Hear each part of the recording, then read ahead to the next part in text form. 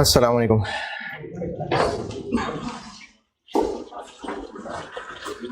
दुरूद शरीफ पढ़ लें।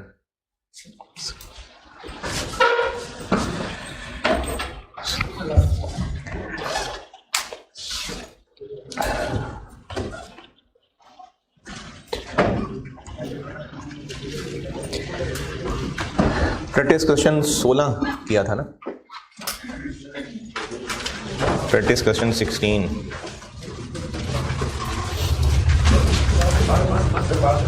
है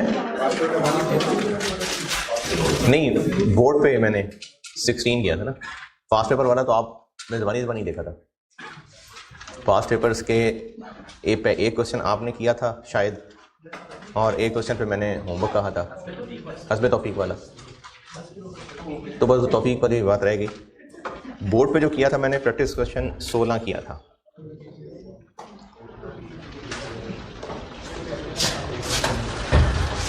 अल्टरनेटिव वाली बात का एक रिकैप।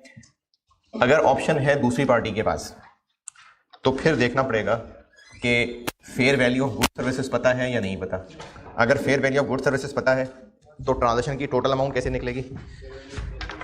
जैसे अगर प्रैक्टिस क्वेश्चन 16 ही का डाटा देखें तो टोटल अमाउंट ट्रांजैक्शन क्या थी, 1200 शेयर शायद, 48 वाले ये था, 57,600 कुछ ऐसा लग रहा है मुझे। और लाइबिलिटी कंपोनेंट था कि अगर कैश ले लें तो 1000 शेयर्स इंटू 50 रुपये, 50,000, और बाकी इक्विटी कंपोनेंट हो गया। ये प्रैक्टिस क्वेश्चन 16 में किया था कि अगर जो गुड सर्विसेज ली जा रही हैं उनकी फेयर वैल्यू पता है तो ये वो अमाउंट है, कैश वाली ऑफर उसकी फेयर वैल्यू, और इन दोनों का डिफरेंस इक्विटी पोर्शन। और अगर गुड सर्विसेज की फेयर वैल्यू नहीं पता, अगर गुड सर्विसेज की फेयर वैल्यू नहीं पता तो अगर इक्विटी ऑप्शन ही होती तो कितने की होती, तो इक्विटी सेटल की बेस पे कैलकुलेशन की, वो टोटल अमाउंट आ गई, लायबिलिटी पोर्शन माइनस बाकी इक्विटी। तो इस सवाल में टोटल सर्विसेज की वैल्यू नहीं पता थी, तो इसलिए इक्विटी वाली ऑफर की टोटल वैल्यू निकाली थी। ये किया था प्रैक्टिस क्वेश्चन 16 में। और ये किस दिन की कैलकुलेशन है, पहले दिन की। एक बार पहले दिन की फिगर निकाल के उसको तोड़ना पड़ेगा, एक बार ये दोनों फिगर्स तोड़ ली, फिर इनकी अकाउंटिंग इसकी कैश सेटल्ड की तरह और इसकी इक्विटी सेटल्ड की तरह। प्रैक्टिस क्वेश्चन 17 पढ़ें। प्रैक्टिस क्वेश्चन 17 ना ऐसा आईएएस में कोई अलग से सिनेरियो ये लिखा नहीं था, लेकिन ये आईएएस की एक इलस्ट्रेटिव एग्जांपल है, तो मैंने उस एग्जांपल को ही उठाया है। उसको अगर मैं कोई हेडिंग दूं तो मुझे इसमें ये हेडिंग लग रही है कि शुरू में ये कैश अल्टरनेटिव नहीं था, बाद में कैश अल्टरनेटिव ऐड कर दिया। ना ये बात एज सच मॉडिफिकेशन के पैराग्राफ्स में लिखी हुई है, ना अलग से कहीं पर ये पैराग्राफ है। बहरहाल आईएएस का एक इलस्ट्रेटिव एग्जांपल में सवाल था, वो मैंने उठाया है। हेडिंग अगर इसकी बनाएं तो ये इक्विटी और कैश जो अल्टरनेटिव है शुरू में नहीं था, कुछ अरसे बाद कैश अल्टरनेटिव दिया। ये हो रहा है 17 के अंदर। पढ़ ले, मैं करता हूं। प्रैक्टिस क्वेश्चन 17 पढ़िए, मैं करता हूं।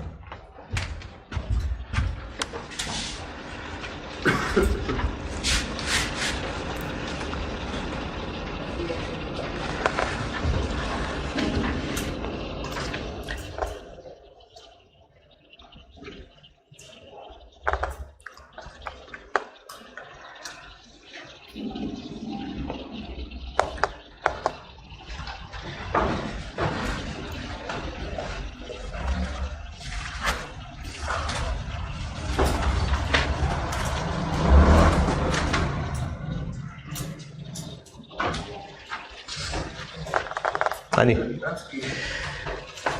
10,000 शेयर्स की पर्ची दी और वेस्टिंग कंडीशंस क्या रखी, 3 साल की सर्विस। 3 साल के बाद एम्प्लॉय को 10,000 शेयर्स मिल जाएंगे। तो अभी है ये 3 साल की पर्ची 10,000 शेयर्स की, और इक्विटी सेटल्ड, या अभी ही उसको ऑफर थी कैश की, अभी ये इक्विटी सेटल्ड ही था। जब इक्विटी सेटल्ड ही था तो ईयर 1 और ईयर 2 में ऐसे ही चला। ईयर 1 में अच्छा, चूंकि एक ही एम्प्लॉई है और वही उतने ही शेयर्स हैं, तो वो क्लोजिंग बैलेंस निकाल के बैलेंसिंग करने की ऐसे ज़रूरत नहीं है। ईयर 1 में employ cost debit equity instrument, granted credit, कितने एम्प्लॉय को शेयर्स दिए? पर्चियां 10,000 रुपए 33, क्योंकि ग्रांट डेट वाली फिगर। और साल कितने हैं? तो ये पहले साल की एंट्री हो गई 1/10। क्योंकि दूसरे साल के एंड के ऊपर उसको ऑप्शन दी है तो ईयर 2 भी ऐसे ही 1 साल गुजर जाएगा।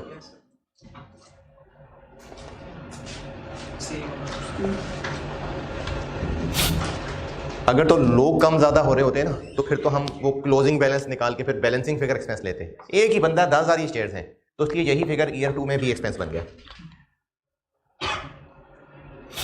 ये बात मैंने भी ये बोली है कि इक्विटी सेटल्ड में क्या हर साल रुपए अपडेट कर रहे होते हैं? तो फिर क्यों क्लोजिंग निकाल के बैलेंसिंग फिगर ले रहे होते हैं? एम्प्लॉयज का डिफरेंस पड़ रहा होता है। इस सवाल में एक ही एम्प्लॉय है, 10,000 शेयर्स की पर्ची है, तो उस पर तो डिफरेंस ही नहीं पड़ना, इसलिए ये सेम फिगर दोनों साल में लिखी। ईयर 2 तक कोई एतराज। अब ईयर 2 के एंड पे जबकि कितना अर्सा रह गया है? 1 साल। अब उसको साथ एक कैश अल्टरनेटिव दे दिया। शुरू में नहीं था लेकिन अब ये चीज बन गई। शुरू में नहीं था, प्रैक्टिस क्वेश्चन 16 में शुरू में ही था। अब 2 साल तो गुजरे हैं, अब जाके ये शक्ल बनी है। तो अब जब ये शक्ल बनी है तो हमें इसमें तोड़ना तो पड़ेगा लायबिलिटी और इक्विटी कंपोनेंट, क्योंकि उसको ऑप्शन दे दी है। लेकिन फर्क क्या पड़ेगा कि ये मैं कौन से रुपए लूं? ये ईयर 2 के एंड वाले, क्योंकि अब लायबिलिटी कंपोनेंट क्रिएट होने लगा है। प्रैक्टिस क्वेश्चन 16 में पहले दिन ही ये मामला एग्रीड था, तो इसलिए हमने टोटल अमाउंट ली थी, उसमें से लायबिलिटी वाली फिगर माइनस की तो बाकी इक्विटी। अब 2 साल गुजरने के बाद हमने ऑफर किए तो इक्विटी पोर्शन तो बैलेंसिंग करके ही बनने लगा है, वो तो बैलेंस करके ही निकलता है। लेकिन लायबिलिटी कंपोनेंट के लिए अब रुपए कौन से वाले लेने हैं? ईयर 2 के एंड वाले। पहले दिन वाले क्यों नहीं? क्योंकि तब था नहीं। ईयर 2 के एंड पे उसको कैश अल्टरनेटिव की ऑफर जाग रहे हैं, ईयर 2 के एंड पे उसको कैश अल्टरनेटिव की ऑफर कर रहे हैं, तो फिर ईयर 2 के एंड वाले रुपए लेने हैं। तो अब ये जो 2 साल हो गया सो हो गया। वो काम शुरू में नहीं कर सके थे क्योंकि तब शुरू में ये था ही नहीं, अब कर लेते हैं। कैसे तरीका है? टोटल अमाउंट कैसे निकालें? इक्विटी सेटल्ड को सोच के, तो वो तो यही था 10,000 शेयर्स इंटू 33 रुपए। इसमें से लायबिलिटी कंपोनेंट निकालूं। फर्क सिर्फ इतना पड़ने लगा है कि रुपए पहले दिन वाले नहीं, अब दूसरे साल के एंड वाले। कैश अल्टरनेटिव क्या दिया उसको? 10,000 शेयर्स के बदले वो कैश ले ले। 22 के 25,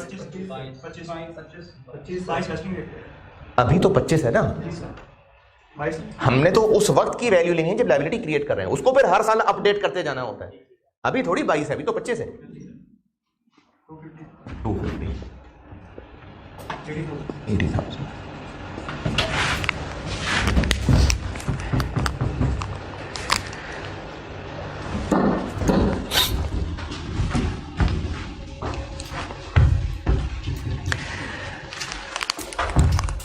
यहां तक एतराज बताएं तो फिर मैं ईयर 2 की एंट्री करता हूं। कोई अगर एतराज है तो पूछें। 33 क्या? हाँ, क्यों? इक्विटी सेटल में तो पुरानी अमाउंट चलती है ना, पहले दिन वाली, तो वो तो 33 है। वो तो लायबिलिटी अब बनने लगी है। अच्छा, इसमें आप क्या पूछे करता हूं, मुझे क्वेश्चन नहीं याद है, लेकिन पीछे ही ना शायद प्रैक्टिस क्वेश्चन 14 था शायद, ये पिछली क्लासेस में कहीं सॉल्व किया था। अगर आप नोट करते हैं तो अपने रजिस्टर में देखिए, अगर सॉल्यूशन नोट करते हैं तो एक सवाल कराया था मैंने, बोर्ड पे इनफैक्ट किया था कि कैश सेटल चलते चलते बीच में इक्विटी बन गई थी। प्रैक्टिस क्वेश्चन मुझे लगता है 14 था। कैश सेटल था और 2 साल गुजरने के बाद उसको मॉडिफाई करके इक्विटी सेटल बना दिया था। कहीं सॉल्यूशन मिलता है तो मैं बात करूंगा आगे। 14 है ना। 2 साल गुजरने के बाद उस कैश सेटल्ड को इक्विटी सेटल्ड बना दिया था। क्या अकाउंटिंग की थी उसकी? लायबिलिटी डेबिट की थी, इक्विटी इंस्ट्रूमेंट ग्रांटेड क्रेडिट कर दिया था। अच्छा, इक्विटी इंस्ट्रूमेंट ग्रांटेड कितने से क्रेडिट किया था? अमाउंट टोटल निकाली थी, लेकिन उसको 2/3 किया था। 2/4 क्यों 2/4 किया था? क्योंकि 2 साल गुजरने के बाद अब हम फौरन इक्विटी बना रहे थे, तो अब भी 3 में से 2 साल गुजरने के बाद हम लायबिलिटी बनाने लगे, तो पूरी 2.5 लाख बना लें। 3 में से 2 साल गुजरने के बाद अब फौरन के फौरन लायबिलिटी क्रिएट करने लगे। 3 में से 2 साल गुजरने के बाद अब फौरन लायबिलिटी क्रिएट करने लगे। 2/3 क्योंकि अभी इस वक्त की पोजीशन क्या है कि 3 में से 2 गुजर गए हुए हैं, या भी 2 और गुजरने हैं, तो 1/3 तो तब करते हैं अगर 1 गुजरा होता, तो 2 गुजर गए हैं। तो जिस तरह वहां पर हम इक्विटी में ले गए थे लायबिलिटी से निकाल के, अब क्या करें, अब इक्विटी से निकाल के लायबिलिटी में ले जाते हैं। उस सवाल में भी जो इक्विटी की अमाउंट 2/4 की थी, वो गुजरे हुए 2 थे कि आने वाले 2 थे? वो गुजरे हुए 2 थे। To the extent of goods and services received to date. तो अब हम लायबिलिटी बना रहे हैं इक्विटी से निकाल के, तो क्या एंट्री करें? इक्विटी से निकाल देते हैं इक्विटी इंस्ट्रूमेंट डेबिट और लायबिलिटी क्रेडिट। और लायबिलिटी कितने से क्रेडिट? 2.5 लाख इंटू 2/3। किसको? इमीडिएटली क्या मतलब? एक्स्ट्रा कब कर रहे हैं? एक्स्ट्रा क्या कर रहे हैं जी? 166 फिर से 66। तो ये उसी प्रैक्टिस क्वेश्चन 14 का एक समझ लें उलट है कि उसमें कैश चल रहा था, उसको खत्म करके इक्विटी बना दिया था। अब हम खत्म करके तो लायबिलिटी नहीं बना रहे, लेकिन बहरहाल एक पोर्शन लायबिलिटी का बनने लगा। तो चूंकि अभी के अभी हम लायबिलिटी क्रिएट करने लगे हैं, तो 2 गुजर गए हैं, इसलिए फौरन 2/3।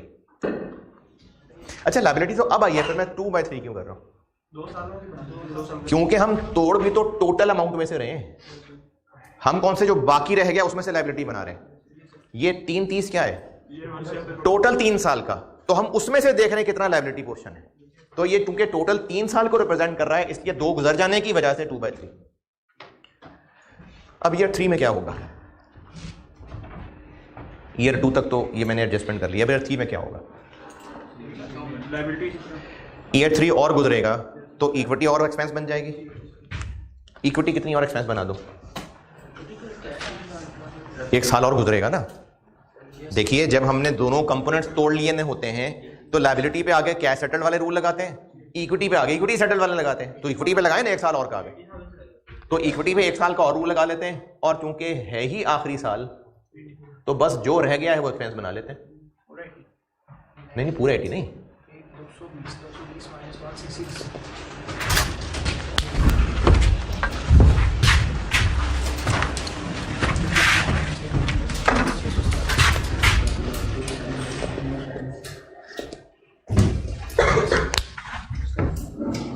जी, आखिरी साल है, बस जो रह गया बना लेते हैं।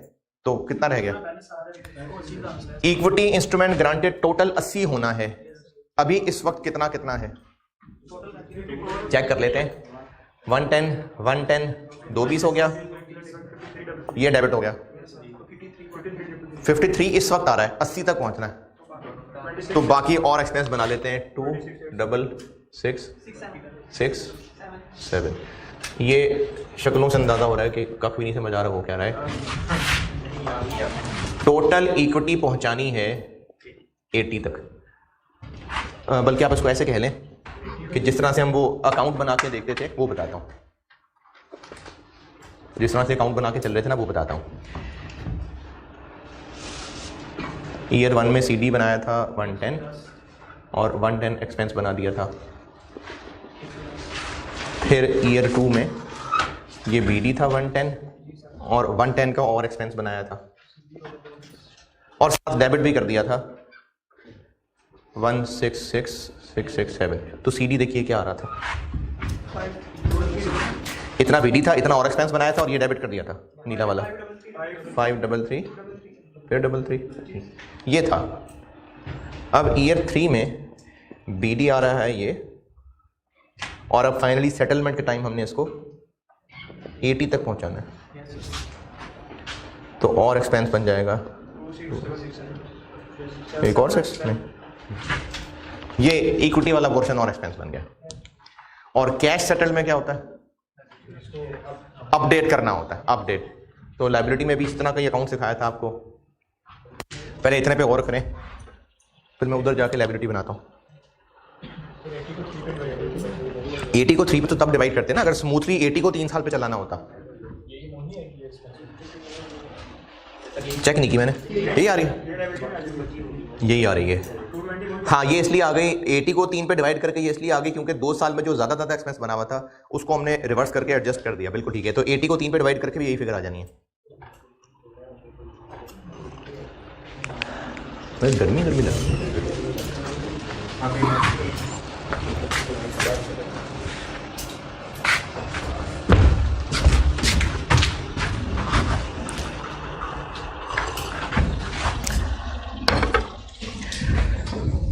हाँ जी, अच्छा IFRS 2 मैंने एंड कर दिया है और अभी इसकी पास पेपर्स के दो कुछ सवाल दो तीन सोचे में मैंने और वो कराता हूँ। लेकिन ये सारी एग्जाम प्रैक्टिस और ये सब ये यार तब फायदे में है अगर आप घर जाके कुछ पढ़ते भी हो। बेशक आपके अटैम्प्ट 1.5 साल बाद है, 2 साल बाद है, किसी की चलो किसी की 2 महीने बाद भी है, लेकिन है तो क्लास का हिस्सा ना। तो मुझे कुछ शक्लों के ऊपर सवालिया निशान नजर आ रहे होते हैं जो मैं एक्सपेक्ट कर रहा होता हूँ कि अब आपके चेहरों पे वो जो भवों का मूव होना है, ऐसे ऐसे जो आप एक्सप्रेशन बनने चाहिए वो मुझे नहीं नजर आ रहे होते। जो मैं एक्सपेक्ट करता हूँ कि यहाँ पर सवाल आना चाहिए था वो नहीं आ रहा होता। ये मैं अपने आप को बता रहा हूँ कि अपने आप को बता रहा हूँ, कुछ समझ नहीं आ रहा क्या हो रहा है। किसको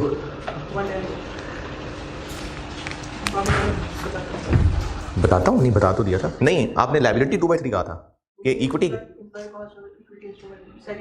नहीं, आपने वो 2.5 लाख का 2/3 कहा था क्या? अच्छा, इक्विटी वाले को आपने कहा था। देखो हम ना ये करते हैं कि हर साल के एंड पे CD बैलेंस निकालते हैं और बैलेंस करके एक्सपेंस बनाते हैं।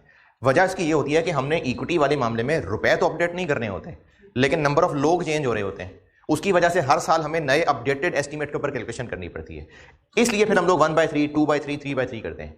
अब एक ही बंदा है, वही 10,000 पर्चियां उसके पास, तो नंबर ऑफ पर्चियां तो चेंज नहीं होनी, नंबर ऑफ बंदे चेंज नहीं होने, तो इसलिए रुपए भी चेंज नहीं होने, तो हर साल 1/10 1/10 1/10 ही रहना है। तो इसलिए ईयर 1 वाले को ही एज इट इज 1/10 दोबारा लिख लिया था। लायबिलिटी की जैसे वर्किंग करते हैं, इसको तो खैर क्रिएट ही ईयर 2 के एंड पे किया था, तो मैं ईयर 3 ही चला लेता हूँ। 166,667 और सेटलमेंट पे क्या रखना है? 10,000 इंटू 22 220, तो मजीद एक्सपेंस आ जाएगा 5333। तो एम्प्लॉय कॉस्ट डेबिट और ये लायबिलिटी क्रेडिट।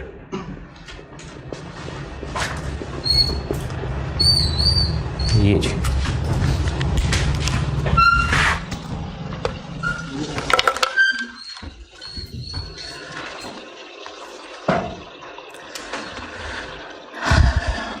अब चूंकि सेटलमेंट डेट पे क्या हुआ उसके बारे में कुछ कहा नहीं, तो बस इतना ही पूछा है हमसे। इसके आगे क्या हुआ वो जब बताया नहीं तो फिर उसकी अकाउंटिंग भी नहीं पूछी।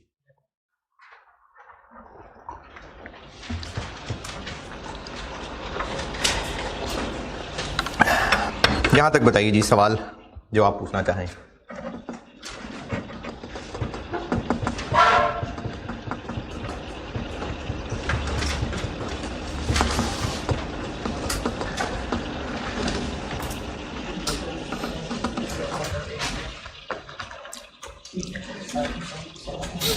अच्छा, इसको अगर नोट कर रहे हैं तो फिर पूरी वर्किंग नोट करना, क्योंकि पीछे सोल्यूशन में मैंने थोड़े डिफरेंट तरीके से सॉल्व किया हुआ है। ये तो आपको सारे मैंने टी अकाउंट ही चला दिए थे ना, तो इसलिए मैंने टी अकाउंट की शक्ल में बना दिया। पीछे थोड़े डिफरेंट तरीके से वर्किंग की हुई है, तो वो नोट अगर कर ही रहे हैं तो फिर कर लें सारी नोट।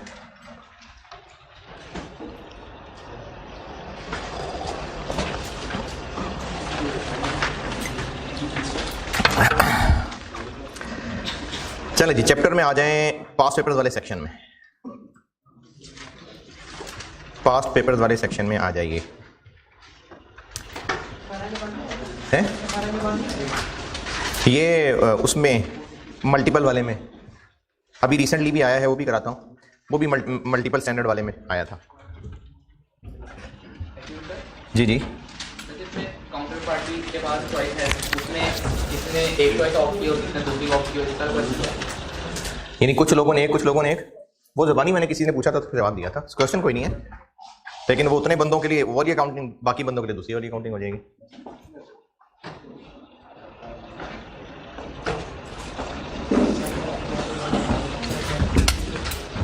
पास्ट पेपर वाले सेक्शन में आए और क्वेश्चन 7 पढ़ लें।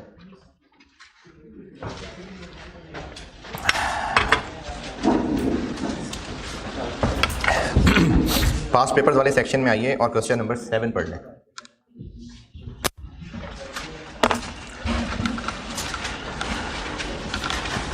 पास्ट पेपर वाले सेक्शन में क्वेश्चन 7।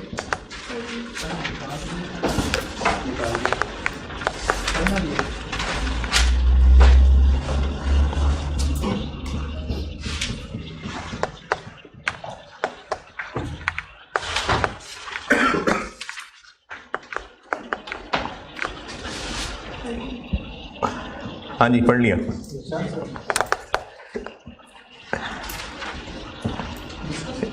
डिस्कस। अब डिस्कस करने को जो चीज़ कही हो तो सवाल में जो जो कुछ है वो अपनी अंग्रेजी में समझाना है दूसरे को। जो कैलकुलेशन की जा सकती है वो कैलकुलेशन करने के बाद उसकी तशरीह कर देनी है। चलें, डिस्कस तो बाद में आते हैं, पहले इसकी कैलकुलेशन तो देखें। ये क्या है जो अब तक IFRS 2 पढ़ा, उसमें से क्या है ये? काउंटर पार्टी हैज ऑप्शन कि एंटिटी हैज ऑप्शन? वो तो कह रहे हैं CL हैज द ऑप्शन। हाँ, तो CL काउंटर पार्टी है, हम ZL हैं, तो इसलिए दूसरी पार्टी के पास ऑप्शन है कि या तो हमसे वो शेयर्स ले ले या फिर कैश ले ले। तो ये यही जो अभी डिस्कशन हो रही थी, ये प्रैक्टिस क्वेश्चन 16 जो डिस्कस हो रहा था। लेकिन ये केस गुड सर्विसेज की फेयर वैल्यू पता हो या ना पता हो? पता है। क्या खरीदा है? लैंड खरीदी है जिसकी फेयर वैल्यू 230 है, तो गुड सर्विसेज की फेयर वैल्यू पता है। जब फेयर वैल्यू पता, ये मिटा दो, नोटेड सारा।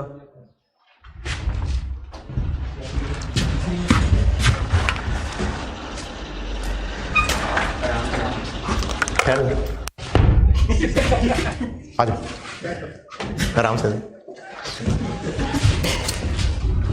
आराम से आराम से आराम से ऐसे सही है।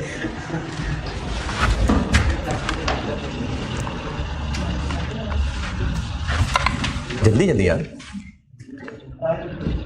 हार्ड है, मूवी नहीं होगा। चल जाए, नहीं रह गया।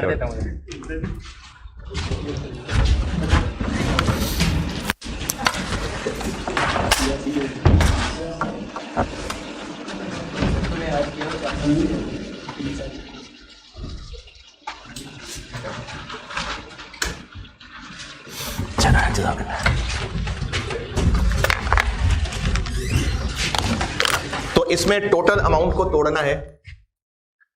टोटल अमाउंट ऑफ ट्रांजैक्शन क्या निकलेगी? इक्विटी सेटल्ड वाले की टोटल अमाउंट है, इक्विटी सेटल्ड वाले की नहीं, गुड सर्विसेज की पता है फेयर वैल्यू, तो वो पता है 230 है। लायबिलिटी पोर्शन कितना? लायबिलिटी पोर्शन का तरीका होता है कि वो जो कैश सेटल्ड वाला पोर्शन है वो कितना। तो कैश सेटल्ड वाला पोर्शन है 70,000 शेयर्स के बराबर पैसे। कौन सी वाली फिगर लूं? पैसे तो 28 फरवरी को देने हैं, लेकिन हम कैलकुलेशन पहले दिन कर रहे हैं, उसके बाद अपडेट किया करेंगे। तो कैलकुलेशन तो पहले दिन है, इसलिए 1 अक्टूबर। तो अमाउंट शेयर्स कितने हैं? 70,000 इंटू 3,000, तो ये बन गया 210। तो इक्विटी पोर्शन आ गया 20। ये तो हो गया वाकया 1 अक्टूबर का। अच्छा, सवाल की रिक्वायरमेंट है कि ऊपर जो कुछ भी है 31 दिसंबर 17 में क्या क्या होना है वो बता दें। तो क्या क्या होना है बस यहां पर खत्म। अब इसी की इंग्लिश बता दें कि टोटल 230 में से 210 माइनस करने तो इक्विटी आ जाएगा। 31 दिसंबर तक भी पहुंचाना है, तो 31 दिसंबर तक कैसे पहुंचाएं कि जो इक्विटी वाला कंपोनेंट निकला है उसको भी 3 महीने का एक्सपेंस बनाना है। और वेस्टिंग पीरियड कितना? नहीं है। अरे वेस्टिंग पीरियड ही नहीं है।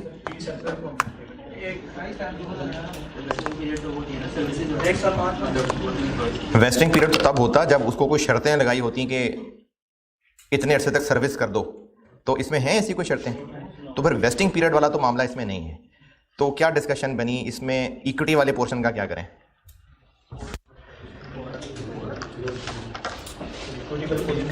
हाँ जी, जी बताएं, इक्विटी पोर्शन को क्या करें? फॉरेन एक्सपेंस बना ले, बस यही सुनना था मैंने। फॉरेन एक्सपेंस बना ले, फॉरेन एक्सपेंस बना ले। वेस्ट इमीडिएटली है, वेस्टिंग कंडीशन है इमीडिएटली। तो ये जो इक्विटी वाला पोर्शन है 20, ये फॉरेन एक्सपेंस बना लें। और क्या करूं? मुझे बात नहीं समझी। नहीं 20 मिलियन तो निकल आया। अब इसको वेस्टिंग पीरियड पे एम्प्लॉय कॉस्ट डेबिट और इक्विटी क्रेडिट को, तो फिर क्या है? कौन सी गुड्स एंड सर्विसेज हैं? फिर लैंड खरीदी है तो एक्सपेंस नहीं बना लेंगे इसको। यही जो इसी वक्त वैल्यूज तोड़ी है ना, मैं आपको एंट्री करके दिखा दूं। एंट्रीज मांगी नहीं है लेकिन मैं आपको समझाने के लिए बता रहा हूं। Land debit 230, equity instrument granted credit 20, liability credit 210। तो एक्सपेंस तो नहीं है, लैंड बन गई। अब आगे 31 दिसंबर 17 पे क्या होगा? लाइबिलिटी को अपडेट करना है, इक्विटी को अपडेट नहीं करना, लाइबिलिटी को अपडेट करना है। तो अब ईयर एंड पे जाके लाइबिलिटी अपडेट होगी और वो इस तरह से होगी कि अभी इस वक्त लाइबिलिटी हमने क्रिएट की है 210 से, और सीडी कितना रखना है? 70,000 शेयर्स इनटू अब क्या 31 दिसंबर वाले प्राइस 2900 इनटू 1/3 इनटू 3/12। नहीं, टाइम पीरियड नहीं है क्योंकि पूरी की पूरी लैंड हो गई है डेबिट। टाइम पीरियड तो तब आता है जब ओवर द पीरियड हमने उसको रिकॉर्ड करना होता। तो ये बन जाएगा 20, तो 7 मिलियन का हम यहां पर लाइबिलिटी डेबिट और P&L क्रेडिट। लाइबिलिटी कम हुई, गेन बन जाएगा ये। तो इसकी डिस्कशन आप तभी कर सकेंगे जब सारी कैलकुलेशन फैला लेंगे। अब इसकी डिस्कशन ये बनेगी कि हम इनिशियली लैंड 230 से रिकॉर्ड करेंगे क्योंकि लैंड की फेयर वैल्यू पता है, तो लैंड की फेयर वैल्यू को प्रेफर किया जाना है, और उसको कंपोनेंट्स में तोड़ेंगे लायबिलिटी और इक्विटी एज फॉलोज। वो तोड़ के दिखा दिया। फिर अब हम कहेंगे जी लायबिलिटी को सेटलमेंट तक क्योंकि अपडेट करना होता है, तो ईयर एंड पे जाके इसको अपडेट करेंगे एज फॉलोज, ये बना के दिखा देंगे। और इसको बनाने के बाद कहेंगे कि as a result liability balance sheet में 203 पे रिपोर्ट हो जाएगी और 7 मिलियन P&L में एक क्रेडिट या एक गेन आ जाएगा। ये है डिस्कशन। 4 नंबर थोड़े, ये तो जो 48 पे फेल होता है उसको कीमत पता होगी। 4 नंबर नहीं, थोड़े नहीं है, क्योंकि कंसोलिडेशन अगर मेहनत के हिसाब से आप देखेंगे कई सवाल ऐसे हैं जो 150 नंबर के होने चाहिए थे लेकिन 25 नंबर के हैं, तो इसलिए पेपर लेंथी होता है। C51 का पेपर लेंथी होता है कोई जी। ओके चलें, इसको ये पीछे मैंने आईकैप का सोल्यूशन ही कॉपी किया हुआ, जस्ट एक पैराग्राफ ही है, इस तरह से नहीं है। ये मैंने अब आपको बताते बताते तोड़ के दिखाया, तो नोट करना हो तो जरूर कर लें। पीछे बस डिस्कशन ही है और बस वो अंग्रेजी में सब बताया हुआ है। तो आप अपने डिस्कशन के अंदर ही कैलकुलेशन दिखाएं, कहें एज फॉलोज होगा तो कैलकुलेशन करके दिखा दें। इस सवाल की डिस्कशन रिपीट कर रहा हूं, आपसे कहा है डिस्कस करते हैं जो भी ऊपर है इन फाइनेंशियल स्टेटमेंट्स एंडिंग 31 दिसंबर 17। तो आप अपनी डिस्कशन यहां से शुरू करेंगे कि लैंड एक्वायर की है और लैंड की फेयर वैल्यू पता है, इसलिए लैंड को उसकी फेयर वैल्यू 230 पे रिकॉर्ड करेंगे, उसको लायबिलिटी और इक्विटी कंपोनेंट में तोड़ेंगे। और अभी सारे स्टैंडर्ड्स की ना आप जो मैंने आपको नोट्स बना के दिए हैं, अंग्रेजियां याद भी करनी है ताकि आप इस चीज का जिक्र कर सकें कि लैंड की फेयर वैल्यू पता है और दूसरी पार्टी के पास ऑप्शन है, इसलिए ये कंपाउंड फाइनेंशियल इंस्ट्रूमेंट ट्रीट होगा और 2 टुकड़ों में तोड़ेंगे। क्योंकि ऐसा क्यों किया है? क्योंकि पार्टी के पास ऑप्शन है। तो ये आप बताएंगे तो एग्जामिनर को पता चलेगा कि आपको पता है। तो डिस्कशन में ये बात आएगी कि लैंड की फेयर वैल्यू पता है, लैंड उस पर रिकॉर्ड होगी, और चूंकि काउंटर पार्टी के पास ऑप्शन है इसलिए ये कंपाउंड फाइनेंशियल इंस्ट्रूमेंट्स है, इसको इक्विटी और लायबिलिटी कंपोनेंट में तोड़ा जाएगा एज फॉलोज। फिर उसके बाद ये कैलकुलेशन करके दिखाएंगे। फिर लायबिलिटी वाली बात के बारे में वो अंग्रेजी बताएंगे। और ये 5 नंबर मुनासिब है इसके लिए, 4 5 कितने 4, ये मुनासिब है।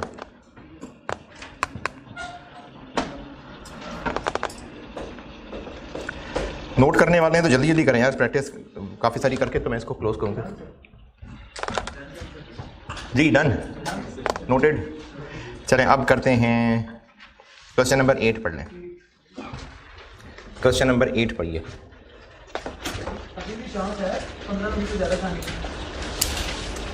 अभी इस वक्त पिछले को 3-4 अटैम्प्ट्स की अगर बात करें तो ज़्यादा जो रुझान है वो मल्टीपल स्टैंडर्ड्स टेस्ट करना है। नहीं, डिस्कशन नहीं, मल्टीपल स्टैंडर्ड्स की टेस्टिंग, यानी एक 20-25 नंबर का सवाल होगा, 4-4 5-5 नंबर के उसमें मुख्तलिफ स्टैंडर्ड्स के पार्ट होंगे।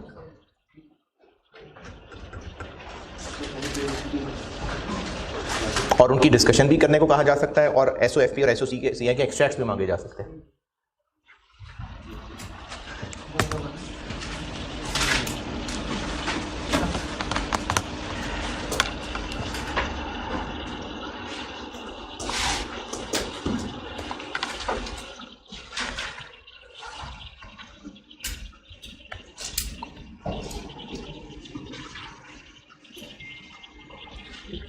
हाँ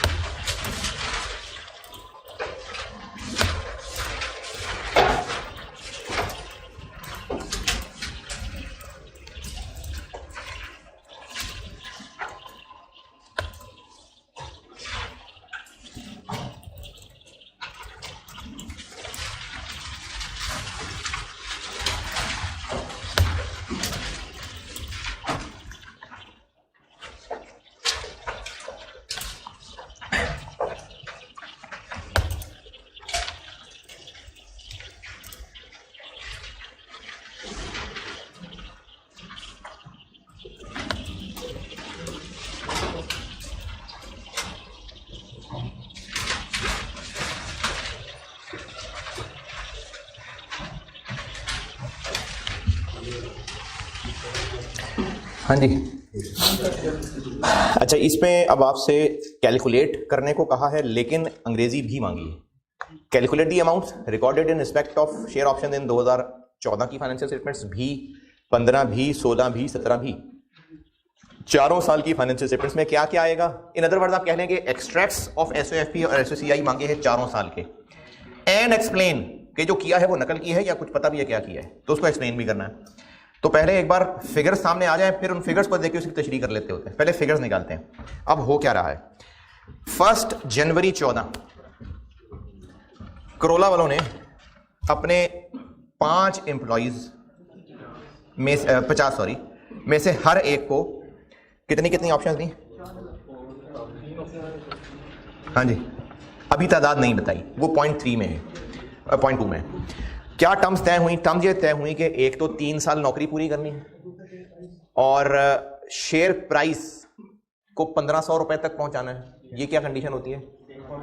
मार्केट कंडीशन। मार्केट कंडीशन इसका इस्तेमाल सिर्फ और सिर्फ पर्चियों की फेयर वैल्यू निकालने में है, जो आपको दी होनी चाहिए। फिर उसके बाद उनको साथ ये भी कहा कि अगर तो इन टोटल 3 साल का एवरेज जीपी, एवरेज यानी तीनों साल की कैलकुलेशन करें। पहला साल गुजरा होगा तो पहले साल का जीपी, दूसरा साल गुजरा होगा दोनों का एवरेज कर लें, 3 साल गुजर जाएंगे तो तीनों का एवरेज कर लें। तो अगर average GP per year 900 million या उससे ज्यादा 900 मिलियन तक हुआ, 900 मिलियन हुआ तो हर एक को 4-4 हजार ऑप्शंस मिलेंगे, और अगर वो 1000 से ऊपर टॉप गया तो फिर 6-6 हजार ऑप्शन मिलेंगे। ये पॉइंट नंबर 1 और पॉइंट 2 की अंग्रेजी से रिलेटेड कोई एतराज है तो बताएं, क्योंकि उसके बाद तो फिर मॉडिफिकेशन पे जा रही है बात। पहले ओरिजिनल वाली बात देख लीजिए अगर ना समझ आई हो तो। मॉडिफिकेशन हो रही है 16 में, यानी 14 और 15 2 साल नॉर्मल गुजरे, 16 में आके मॉडिफिकेशन हो रही है। इनिशियली वेस्टिंग पीरियड कितना था? 3 साल। 16 में मॉडिफिकेशन ये की कि एक्सरसाइज प्राइस कर दी रिड्यूस, तो एम्प्लॉय खुश होगा।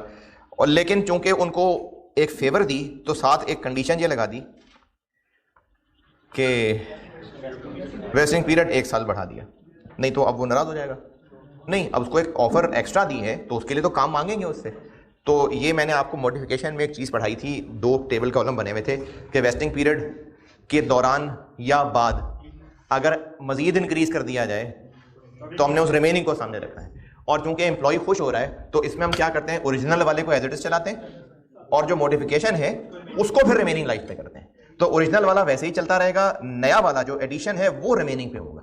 ये इन 3 पॉइंट्स की समरी है और कैलकुलेशंस पे आता हूं तो इन सारी फिगर्स को इस्तेमाल कर लेता हूं। चलें कैलकुलेशंस करते हैं।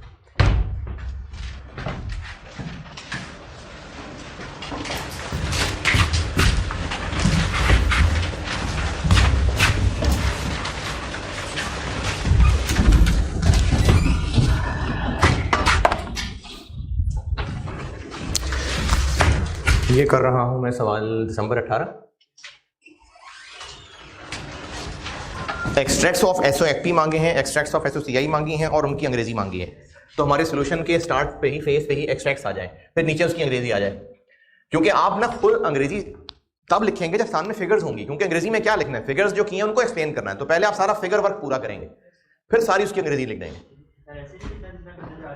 देखें, अगर तो सवाल पे इतना कंट्रोल है कि आपको पता है कि 2-3 ही कैलकुलेशन है, बाकी सारी डिस्कशन है, तो फिर तो आप डिस्कशन करते जाएं, साथ साथ एज फॉलोज कह के कैलकुलेशन कर लें। लेकिन अगर बहुत सारी कॉम्प्लिकेटेड कैलकुलेशन है तो कैलकुलेशन सारी बना लें और फिर उनको रेफर कर करके उनकी अंग्रेजी लिख लें।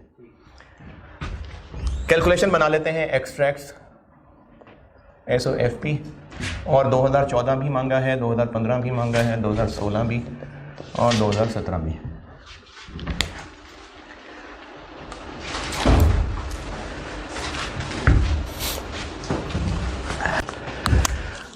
तो एसओएफपी में क्या आएगा? अच्छा, ये तो रहेगी बात, इक्विटी सेटल्ड है कि कैश सेटल्ड है, क्योंकि सवाल कैसे सॉल्व करना है पता तो कि इक्विटी सेटल्ड है कि कैश सेटल्ड है। तो इक्विटी सेटल्ड है, क्योंकि शेयर ऑप्शंस की बात हो रही है तो इसलिए इक्विटी सेटल्ड है। अच्छा, अब चूंकि इक्विटी सेटल्ड है तो फिर ये भी देखना होता है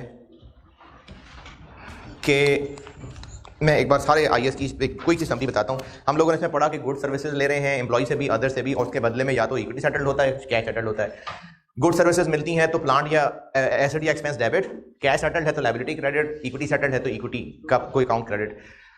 फिर इक्विटी सेटल्ड की डिटेल पड़ी थी। इक्विटी सेटल्ड में अगर तो वेस्ट इमीडिएटली है तो फॉरेन एंट्री, और अगर ओवर द पीरियड है तो वेस्टिंग पीरियड पे। अमाउंट की हद तक ये बात की थी कि अगर तो गुड सर्विसेज की फेयर वैल्यू पता है तो फिर वो एंट्री की अमाउंट है, अगर नहीं पता तो इक्विटी इंस्ट्रूमेंट ग्रांटेड की फेयर वैल्यू कब की, अगर एम्प्लॉय की सर्विस है तो ग्रांटेड, और बाकी गुड सर्विसेज हैं तो उन गुड सर्विसेज की रेट, और अगर वो भी नहीं है तो फिर इंट्रिंसिक वैल्यू, जो कि सिर्फ शेयर ऑप्शंस वाले सवाल में ही हो सकता है। तो अगर सवाल में शेयर ऑप्शंस आ जाएं तो इसके लिए भी मेंटली प्रिपेयर्ड रहना कि कहीं इंट्रिंसिक वैल्यू तो नहीं लगने लगा। तो इंट्रिंसिक वैल्यू तो नहीं लगने लगी इसमें, क्यों? क्योंकि उसने ऑप्शंस की फेयर वैल्यूज बता दी हैं, इसलिए नहीं लगने लगा इंट्रिंसिक वैल्यू। वरना जब भी शेयर ऑप्शंस वाला सवाल होगा तो इसके लिए भी मेंटली प्रिपेयर्ड रहिएगा कि इंट्रिंसिक वैल्यू वाला मेथड हो सकता है, इसमें नहीं है क्योंकि ऑप्शंस की फेयर वैल्यू पता है। तो इक्विटी सेटल्ड है और फेयर वैल्यू ऑफ ऑप्शंस पता है। तो 2014 और 15 तक तो सब सही चल रहा था, 16 में मॉडिफिकेशन हुई है, तो पहले 14 और 15 तो करें ना। 2000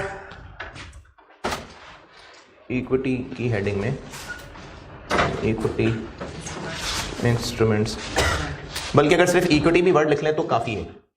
वो तो एंट्री में मैंने इक्विटी इंस्ट्रूमेंट ग्रांटेड का नाम ले दिया, वरना आप सिर्फ इक्विटी लिख दें एनफ। 2014 के लिए जी 2014, अच्छा बैलेंस शीट है तो क्लोजिंग ही निकाल रहा हूं। हाँ जी, 2014 में कितने लोग तो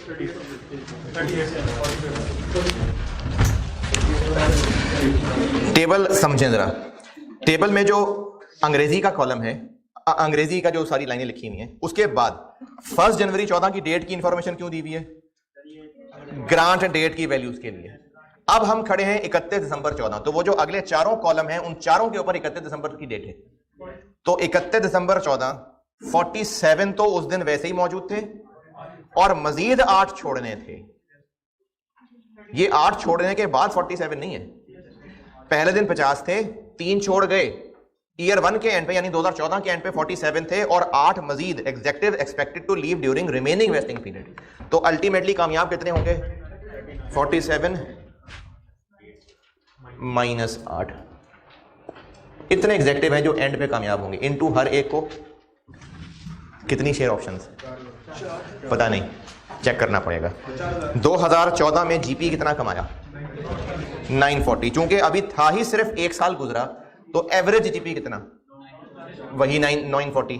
तो ये 4000 वाले के लिए क्वालिफाई करेगा कि 6000 वाले के लिए? 4000 वाले के लिए। तो इनटू 4000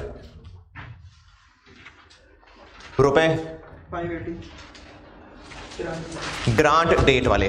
तो ग्रांट डेट पे इन फेयर वैल्यूज की क्या वैल्यू थी? 600 या 1400? हम शेयर ऑप्शंस का सवाल सॉल्व कर रहे हैं ना, तो 600। तो ग्रांट डेट वाली पे तो इंटू 600 रुपए इंटू 1/3, ये 2014 कितना बन? ये मिलियन है जी। कितना जी? 31.2। 2014 31 दिसंबर 2014 पे खड़े हैं। इस लाल लाल कैलकुलेशन में बताइए कोई एतराज, कोई बात जो समझ ना आई हो। 4000 कैसे? अभी गुजरा ही सिर्फ 14 था, तो जो उस साल में जीपी कमाया वही एवरेज है, वो 900 से ऊपर है लेकिन 1000 से नीचे है, तो इसलिए 4000। 2014 2015 आ गया जी। 2015 के एंड पे एक्चुअली लोग कितने मौजूद हैं? 44, लेकिन 44 में से मजीद छोड़ जाएंगे 4 इंटू 4000। नहीं, अभी ज़बानी नहीं बता सकते। 2014 था जब, तो एवरेज जीपी था 940। जब 2015 पे पहुंचे तो 940 प्लस 820 डिवाइडेड बाय 2 8, तो अब ये 900 से नीचे हो गया। तो अब जब 900 से नीचे चला गया तो 4000 भी नहीं, 0। आगे भर देता हूं मैं जगह, वरना तो 0 ही हो जाना है इसने। वैसे इखलाकन भर दी चीजें आगे, अदरवाइज तो सारा ही 0 हो जाना है, 0। क्योंकि हमारी ये फिगर अपडेट नहीं होती, ये 1/3 2/3 3/3 होता रहेगा, ये लोग अपडेट होते रहेंगे, और इंस्ट्रूमेंट्स कितने, ये टर्म्स पे डिपेंड करता है। तो ईयर 2 के अंदर अब टर्म्स बता रही हैं कि कख भी नहीं मिलना, तो 0। हाँ। नहीं, हम टर्म्स तो चेंज नहीं कर रहे, ये तो उन लोगों के पास होने ना होने के चांसेस हैं जो चेंज हो रहे हैं। टर्म्स चेंज करेगा तो मॉडिफिकेशन है। 2015 2016 2016 में मॉडिफिकेशन कर रहा हूं, उससे पहले 14-15 में कुछ सवाल है तो पूछें। चले 2016 मॉडिफिकेशन करते हैं, चूंकि एम्प्लॉय को खुश कर जी। क्या 940 14 में लिखा। अच्छा, हाँ।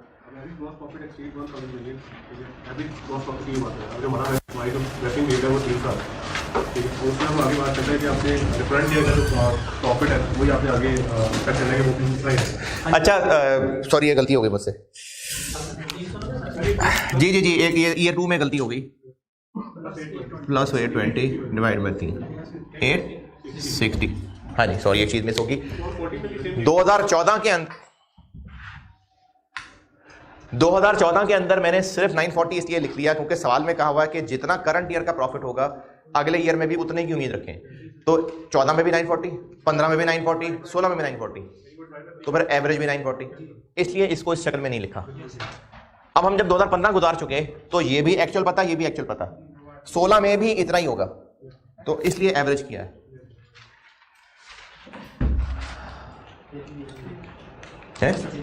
हाँ नहीं वो तो ठीक है, लेकिन वही पॉइंट मिस कर गया था मैं। 2015 तक जी, 2000 क्या नहीं, दूसरा कहां से आया। हम जिस साल के भी एंड पे खड़े होंगे, ये एम्प्लॉइज क्या सोच के लिख रहे होंगे कि एंड क्या होगा। तो ये जो नंबर ऑफ इंस्ट्रूमेंट्स हैं ये भी हम एंड को ही सोच के लिख रहे होंगे। तो हमें 2015 गुजर जाने के बाद 14 और 15 का तो एवरेज एक्चुअल प्रॉफिट पता चल गया, लेकिन पूरे 3 साल में क्या एवरेज प्रॉफिट 900 क्रॉस करेगा कि नहीं, उसके लिए तो 16 का प्रॉफिट भी चाहिए। तो सवाल में एक लाइन लिखी हुई है कि जिस साल में हम खड़े होंगे उस साल में जो जीपी कमाया होगा, समझे अगले साल भी उतना ही होगा। हाँ, हम वेस्टिंग पीरियड 3 साल का जीपी देख रहे हैं कि क्या ये क्वालिफाई भी करेंगे कि नहीं करेंगे। तो उसके लिए हमें 3 साल का जीपी निकालना है। 2014 में मैंने ऐसा इसलिए नहीं किया क्योंकि 2014 में 940 था, तो हमें उम्मीद है कि 15 में भी इतना ही होगा, 16 में भी इतना ही होगा, तो एवरेज 940 ही रहना है। लेकिन 15 में ये 2 फिगर्स एक्चुअल आने के बाद तीसरी फिगर यही सेम अज्यूम की और फिर एवरेज की। अब जब 16 में आएंगे तो 16 में तीनों फिगर्स एक्चुअल आ चुकी हैं, 940 प्लस 820 प्लस 12 है, वो तो है, लेकिन पुराने वाले को मेजर टेस्ट चलाते हैं ना, 1010। 2016 में मॉडिफिकेशन जरूर हुई है, लेकिन चूंकि एम्प्लॉय को खुश करने वाली मॉडिफिकेशन है तो जो पहले चल रहा होता है उसको एज इट इज चलाते हैं, और जो मॉडिफिकेशन पे मजीद हमारा एक्सपेंस बनना होता है उसको रिमेनिंग पे बांटते हैं। तो अब हमें यहां से पता चल गया कि यहां पर अब मैं 4000 नहीं 6000 लिखूंगा, तो जो ओरिजिनल वाला है उसको एज इट इज चला लेते हैं। अच्छा, ओरिजिनल वाले को एज इट इज चलाने का मतलब है कि 3 साल, वो तो उस एक्स्ट्रा वाले के लिए साल बढ़ा है, तो ओरिजिनल तो 3 साल वाला ही है। अब ओरिजिनल 2016 के एंड पे खड़े होके कितने एम्प्लॉइज मौजूद हैं? 43। मजीद कितने छोड़ जाएंगे? चूंकि मैं 2016 में ओरिजिनल वाले को एज इट इज चलाने लगा हूं तो ओरिजिनल वाले का तो 16 पूरा हो गया। देखें, हमने ना मॉडिफिकेशन में जो नया उसको फेवर किया है उसके लिए 1 साल और बढ़ाया है। तो मॉडिफिकेशन वो जिसमें एम्प्लॉय खुश हो, ओरिजिनल वाले को वैसे ही चलाते रहते हैं, मॉडिफिकेशन में जो एक्स्ट्रा है उसको रिमेनिंग पे लेना है। तो ओरिजिनल चूंकि मैं वैसे ही चलाने लगा हूं तो ओरिजिनल तो 16 में क्लोज होने लगा है, इसलिए बस जो 16 के एंड पे एम्प्लॉइज हैं बस वही हैं। तो 16 के एंड पे कितने हैं? ये 43 ही आएंगे, ये हो जाएगा 6000 रुपए, वही 600 ही इनटू पूरा 3/3 154। और इसके साथ अब मॉडिफिकेशन वाले को लाना पड़ेगा। मॉडिफिकेशन में देखना होता है कि क्या उनको इंस्ट्रूमेंट्स और दिए जा रहे हैं या एक्सरसाइज प्राइस चेंज की जा रही है। अगर इंस्ट्रूमेंट्स और दिए जा रहे हों तो जितने और इंस्ट्रूमेंट्स हैं मल्टीप्लाई बाय उस दिन की पर्ची की फेयर वैल्यू, और अगर एक्सरसाइज प्राइस चेंज की जा रही है तो इंस्ट्रूमेंट्स तो वही हैं, डिफरेंस किसका डिफरेंस? उस पर्ची की वैल्यू मॉडिफिकेशन से जस्ट पहले और मॉडिफिकेशन के बाद। तो मॉडिफिकेशन के बाद पर्ची की वैल्यू बन गई 710 और जस्ट उससे पहले क्या थी? 580। तो ये जो 710 और 580 का डिफरेंस है, ये मैं एम्प्लॉइज लिखता हूं अभी, इनटू 6000। देखें, एक्सरसाइज प्राइस चेंज कर रहे हैं तो इंस्ट्रूमेंट तो वही रहेंगे। दो चीजें थी, जब एम्प्लॉय को खुश करने वाली मॉडिफिकेशन थी तो दो बातें थी, या तो उसको एक्सरसाइज प्राइस कम करके दे रहे थे या इंस्ट्रूमेंट्स बढ़ा रहे थे। तो इंस्ट्रूमेंट्स बढ़ाने का तरीका यह था कि जितने इंस्ट्रूमेंट्स और दे रहे हैं इनटू उस दिन की पर्ची की वैल्यू, और अगर एक्सरसाइज प्राइस चेंज कर रहे हैं तो इंस्ट्रूमेंट्स तो वही है 6000 प्राइसेस का फर्क। तो उस दिन प्राइस अगर पर्ची की मॉडिफिकेशन ना करते तो 580 है, और मॉडिफिकेशन कर दें तो रुपए मल्टीप्लाई हो जाएंगे 710 माइनस 580 इनटू 3/3 1/2।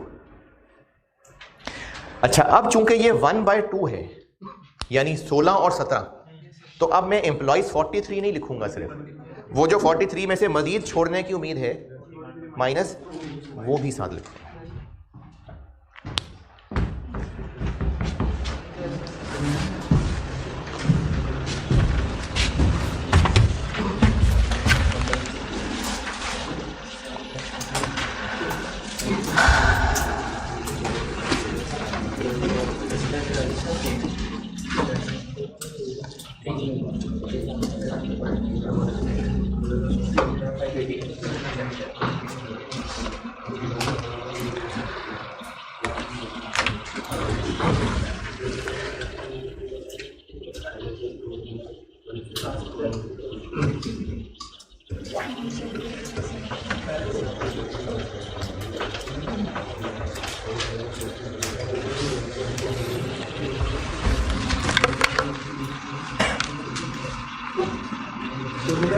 जी कंडीशन शेयर प्राइस भी है तो 2016 में 15 तो होगा। अच्छा देखें, इसमें जो शेयर प्राइस की कंडीशन थी, शेयर प्राइस वाली कंडीशन, ये क्या थी? नहीं कंडीशन थी क्या? 1500 रुपए प्राइस पहुंच जाए। हाँ, नाम इसका मार्केट कंडीशन है, लेकिन कंडीशन क्या थी कि प्राइस 1500 रुपए तक पहुंच जाए। तो 2016 के एंड पे आके हम खड़े हैं तो ये तो नहीं पहुंची 1500 तक, हाँ जी, ये मैंने प्रैक्टिस क्वेश्चन कराते हुए भी कहा था और फिर कहा था पास पेपर में दोबारा डिस्कस करूंगा। ये जो मार्केट कंडीशन है ना, इसके अलावा, मार्केट कंडीशन के अलावा जो बाकी सर्विस या कोई और परफॉर्मेंस कंडीशन है, उनका पूरा होना ना होना, हाँ, इसको अफेक्ट करता है। ये 47 में से माइनस क्यों होते जा रहे हैं लोग? क्योंकि जो 3 साल पूरे नहीं कर पाएंगे तो उनको निकाल दिया बीच में से। ये 4 से 0 क्यों हो गया? क्योंकि परफॉर्मेंस कंडीशन ही पूरी नहीं हो पाएगी। तो जो मार्केट कंडीशन के अलावा वाली कंडीशन हैं, उनका इस्तेमाल हो रहा होता है, और अगर अल्टीमेटली पूरी ना हो सके तो फिर वो 0 जैसे ही 0 हुआ। लेकिन जो मार्केट कंडीशन है ना, इसका इस्तेमाल कर लिया होता है उस मॉडल में जिससे ऑप्शन की फेयर वैल्यू निकाली गई होती है। कंडीशन पूरी होगी नहीं होगी, कितने चांसेस पूरी होने के हैं, कितने चांसेस पूरी ना होने, ये ऑलरेडी कंसीडर कर लिया गया होता है। ये बात दोबारा सुनिए, अगर ये मार्केट कंडीशन ना होती तो हम ये पूरे 600 रुपए जो प्राइस यूज कर रहे हैं, अगर ये शेयर ऑप्शंस नहीं, शेयर्स की पर्चियां होती, अगर ये पर्चियां शेयर ऑप्शंस देने की नहीं, शेयर्स देने की होती, तो हम यहां पर कौन सी फिगर्स यूज कर रहे होते? शेयर की प्राइस यूज कर रहे होते। जिन लोगों को नहीं मिलने की उम्मीद होती वो माइनस करते जा रहे होते। अगर किसी साल हमें लगता कि कंडीशन नहीं पूरी हो पाएगी, जैसे ये था, तो साल 0 हो जाता। लेकिन मार्केट कंडीशन के अंदर ये नहीं होता। मार्केट कंडीशन यानी सिर्फ मार्केट कंडीशन की बात कर रहा हूं, उसका पूरा होना नहीं, शायद ना हो सके, ये ऑलरेडी नींद आ रही है, ये ऑलरेडी क्या ऑलरेडी फेयर वैल्यू निकालने में यूज होगा। क्या ऑलरेडी? ये ऑलरेडी यूज हो चुकी है। कहां? किसकी फेयर वैल्यू? Share price. ये जो शेयर ऑप्शंस वाली पर्ची है, इक्विटी इंस्ट्रूमेंट ग्रांटेड, इसकी फेयर वैल्यू कैलकुलेट जिस भी मेथड से हो रही होगी, उसमें मार्केट कंडीशन का पूरा होना, ना पूरा हो सकना, उसके चांसेस सब कंसिडर हो गए होते हैं। तो इसलिए मार्केट कंडीशन बेशक पूरी नहीं हो सकी, फिर भी हम इसको 0 नहीं कर देंगे। अब 2016 में नहीं हो सकी मार्केट कंडीशन पूरी। 2016 में शेयर प्राइस कितनी है? हमने तो 1500 की शर्त लगाई थी उनको, तो वो तो पूरी नहीं हो सकी। लेकिन फिर भी हम इसका पूरा ना हो सकना, हम इसको 0 नहीं कर देते, क्योंकि वो पूरा ना हो सकना या हो सकना वो सब इस 600 के अंदर हो गया हुआ है कवर। तो मार्केट कंडीशन को अपडेट नहीं कर रहे होते। हाँ जी, 2016 तक मार्केट कंडीशन का ताल्लुक सिर्फ और सिर्फ इक्विटी इंस्ट्रूमेंट ग्रांटेड जो पर्ची है उसकी फेयर वैल्यू निकालने में है बस। और वो आपने तो निकालनी नहीं, आपको तो दी होगी फेयर वैल्यू। यानी स्टूडेंट ने मार्केट कंडीशन का कुछ नहीं करना, नहीं इग्नोर करना मैं नहीं कहूंगा, क्योंकि हो सकता है उसका इस्तेमाल करके 2 फेयर वैल्यूज दी हो, तो आपसे पूछा आप या आपने डिसाइड करना है कौन सी वाली फेयर वैल्यू लेनी है। एक फेयर वैल्यू ने कहा होगा कि सादी फेयर वैल्यू, और एक के बारे में कहा होगा कि मार्केट कंडीशन का इफेक्ट कंसिडर कर लेने के बाद की फेयर वैल्यू, तो बात सारी है। तो इसलिए इग्नोर करना नहीं मुनासिब। 2016 तक जी जी जी अगर परफॉर्मेंस कंडीशन मार्केट कंडीशन होगी, हाँ हाँ, उसमें तो सिर्फ परफॉर्मेंस की बात है, साथ सर्विस की तो उसमें कोई बात नहीं। इस सवाल में वैसे दूसरा तो पहले पढ़ा था जी। इसमें एक सर्विस है, एक परफॉर्मेंस है। हाँ हाँ, नहीं नहीं, इसमें परफॉर्मेंस मार्केट के अलावा भी है ना। इस सवाल में मार्केट कंडीशन तो है, लेकिन performance condition other than market condition भी, वो जीपी परफॉर्मेंस कंडीशन ही तो है। तो इसलिए हम उस जीपी वाली बात को ही वजह, उसी की वजह से तो 0 किया था, वरना क्यों 0 करते। 2017, अब 2017 की भी फिगर तो कैलकुलेट होनी है, क्योंकि बहरहाल वो एक्सटेंड हुआ है 1 साल और। अब 2017 की करते हैं कैलकुलेशन। अच्छा, चूंकि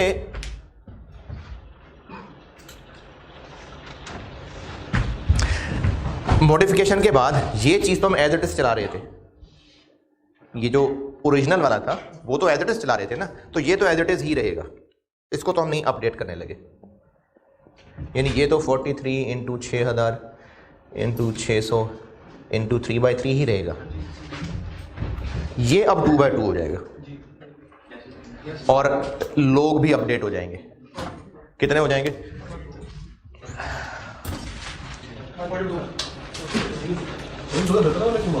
क्या जी? ये नहीं नहीं, खत्म मतलब गायब थोड़ी हो गया, बैलेंस के अंदर तो है ना।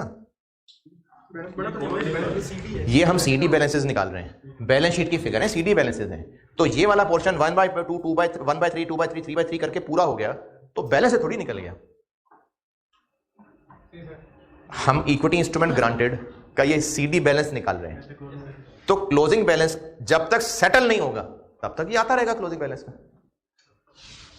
अभी सेटल नहीं हुआ ना, सेटल होगा, चलो जब तक सेटल नहीं होता तो क्लोजिंग बैलेंस में तो मौजूद रहेगा।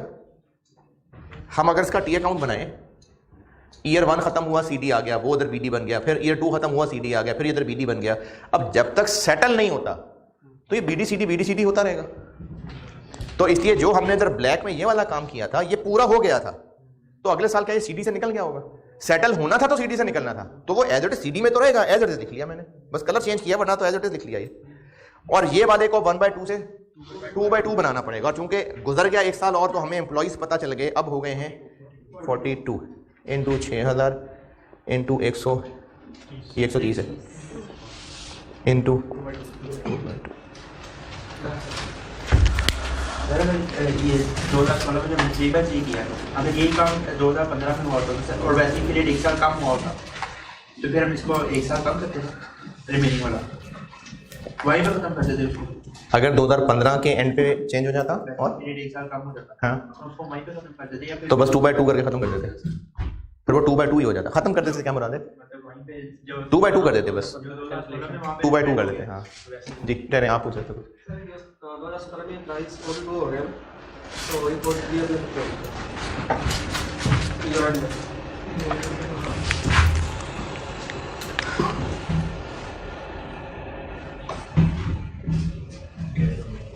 हमने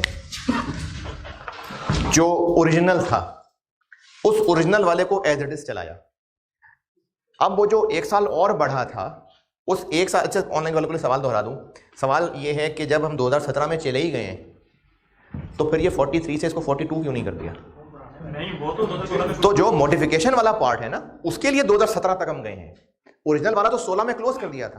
तो जब वो 16 में क्लोज कर दिया था तो वो तो मैंने एज इट इज सिर्फ यहां दोबारा लिखा है, दोबारा इसलिए लिखा है क्योंकि सीडी का हिस्सा तो वो रहेगा ना, अपडेट नहीं किया उसको मैंने, सिर्फ उसको दोबारा लिखा है क्योंकि सीडी के अंदर वो इंक्लूडेड है जब तक सेटल नहीं होता, तो इसलिए वो 42 नहीं कर देंगे। 2015 में एक्सपेंस रिवर्स हो गया 2014 वाला सीडी। अभी मैं इनकम स्टेटमेंट बताता हूँ, बिल्कुल रिवर्स हो जाएगा। आंसर बता दें, आंसर तो लिखे ही नहीं। ये 15 का फिगर तो 0 हो गया, 16 वाला ये पूरा बताइएगा 17.79, चौथा वाला 187.56। ये हो गए एक्सट्रैक्ट्स ऑफ SOFP और इन्हीं के डिफरेंसेस थे एक्सट्रैक्ट्स ऑफ SOCI बन जाएंगे।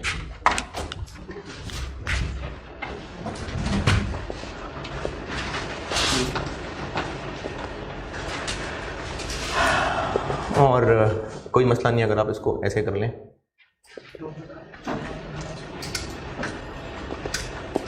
दो 2014 की फिगर, 15 की फिगर, मसला तो सिर्फ फिगर्स बताना है ना, तो 14 की फिगर तो वही है 31.2। अच्छा, मैं वो अकाउंट बना के BD-CD नहीं कर रहा है, इसी का डिफरेंस ही तो है। अब 15 में ये BD है और ये CD है, तो सारा रिवर्स हो जाएगा 31.2 नेगेटिव। फिर 16 में 0 BD है, ये CD है। 17 में ये BD है, ये CD है 16 और ये जो इस वक्त सारा काम किया है सवाल में, इसको करना है एक्सप्लेन, जो किया है उसको एक्सप्लेन करना है। अच्छा, इसमें अच्छा तरीका ये हो जाएगा कि आप एक एक करके आइटम लेके उसको एक्सप्लेन कर दें। जैसे ये जो 4000 ये जो एम्प्लॉइज लिए हैं, जो हमने किया है वो एक्सप्लेन करना है। एम्प्लॉइज के साथ हम क्या एक्सप्लेन करें कि हम हर साल के एंड पे आके एम्प्लॉइज का वो नंबर ले रहे होते हैं जो बेस्ट एस्टीमेट है कि इवेंचुअली जो क्वालिफाई करेंगे, तो इसलिए हर साल का हम एस्टीमेट अकॉर्डिंगली एडजस्ट करते गए। नंबर ऑफ इंस्ट्रूमेंट्स का ताल्लुक था परफॉर्मेंस कंडीशन जो कि GP वाली थी, तो उसको हमने हर साल की कंडीशन के मुताबिक देखा कि पूरी हो रही है कि नहीं हो रही। 15 में चूंकि नहीं हो रही थी तो इसलिए उसको 0 कर दिया, और जिन ईयर्स में हो रही थी उनको अकॉर्डिंगली नंबर ऑफ इंस्ट्रूमेंट्स ले लिए। इसकी बात आप ये बताएंगे कि ये ग्रांड डेट वाली फेयर वैल्यू लेनी थी, इसलिए हमने 600 लिया है। ये पीरियड सर्विस कंडीशन थी, परफॉर्मेंस कंडीशन में जो मार्केट कंडीशन थी उसको इस्तेमाल कर लिया 600 रुपये निकालने में, और जो उसके अलावा वेस्टिंग पीरियड था वो 3 साल था, तो हमने 2015 और 14 में 3 साल वेस्टिंग पीरियड लिया। 16 में हो गई मॉडिफिकेशन, चूंकि मॉडिफिकेशन वो है जो एम्प्लॉय की फेवर में है, तो इसलिए जो ओरिजिनल था वो एज इट इज चला, और जो उस दिन मॉडिफिकेशन का इफेक्ट था उसको फिर रिमेनिंग वेस्टिंग पीरियड पे हमने फैला दिया। ये इसकी सारी तशरीह होगी। मार्केट कंडीशन एक्सप्लेन करेंगे। मार्केट कंडीशन बताया ना कि मार्केट कंडीशन जो 1500 रुपए की थी, इसका इस्तेमाल fair value of equity instrument granted निकालने में हो गया। अच्छा एक और करा देता हूँ, और 2 सवाल होमवर्क कर दें तो आपकी मेहरबानी, अगर 2 मुश्किल लग रहे हैं तो 3 कर दें। हैं बहुत लंबे हैं नहीं सवाल, आप ज़बानी पढ़े हैं। चलो एक कर ले यार, एक सवाल होमवर्क कर लें।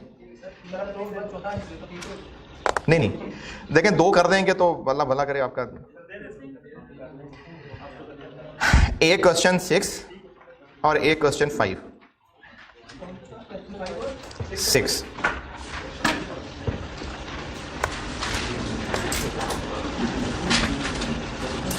क्वेश्चन नंबर 5 और क्वेश्चन नंबर 6, ये अगर आप कर सकें तो देखें ज़बानी ही हैं, डिस्कशन ही है इनमें। अगर कर लें तो अच्छी बात है, डिस्कशन हो जाएगी, नहीं करेंगे तो मैं क्या कर लूँगा। क्वेश्चन 5 और 6 अगर आप कर सकें। एक सवाल कर लेते हैं, मैं एक बोर्ड पे करा देता हूँ, बस फिर ये लेक्चर क्लोज। जून 22 का पेपर शेयर किया था मैंने एक दफ़ा आपसे, जून 22 ग्रुप में शेयर किया था, तो खोल लें फिर। जून 22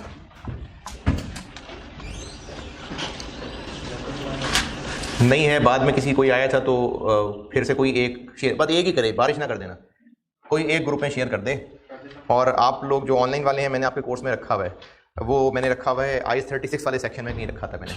तो जून 22 क्वेश्चन नंबर 4 का पॉइंट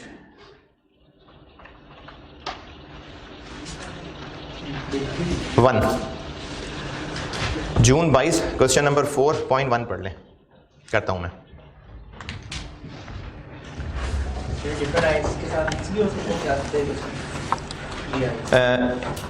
अच्छा खासा मिक्सचर जो है ना इसका, वो IS 12 में पढ़ाऊंगा, उसके साथ मिक्स होता है। अदरवाइज किसी और के साथ मिक्स कर, लीज के साथ क्या मिक्स होगा, तब सेपरेट ही है। अगर आप मिक्स होना ये कह रहे हैं कि एक मल्टीपल IS के सवाल में आएगा, तो वो मल्टीपल IS का सवाल ना मिक्स नहीं होते, बस आप समझ लें 4 IS मिला के एक सवाल बनाया होता है। 4 अलग अलग पार्ट्स होते हैं, उन सबको इंडिविजुअली सॉल्व करना होता है, और सबको मिला के एक्सट्रैक्ट्स ऑफ SOCI बनानी होती है, तो वो मिक्स नहीं है वो। जून 22 attempt question number 4 point number 1 पढ़ लें और रिक्वायरमेंट पढ़ लें। मैं करता हूं बोर्ड पे।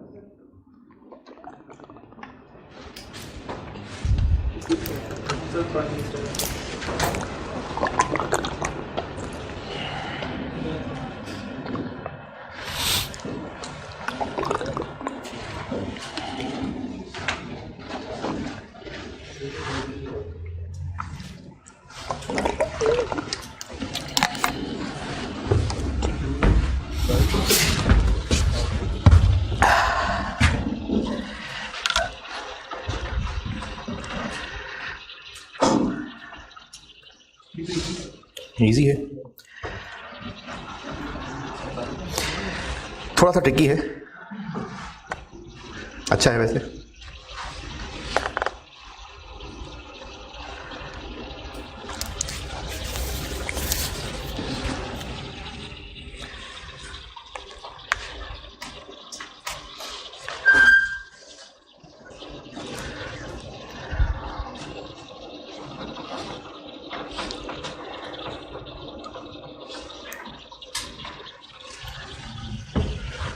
हाँ जी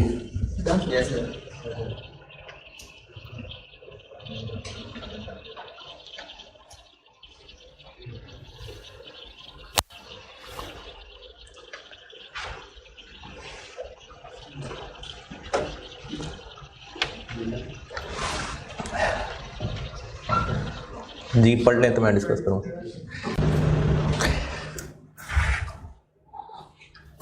हाँ जी 31 दिसंबर 2021 31 दिसंबर 2021 की क्या हो गया?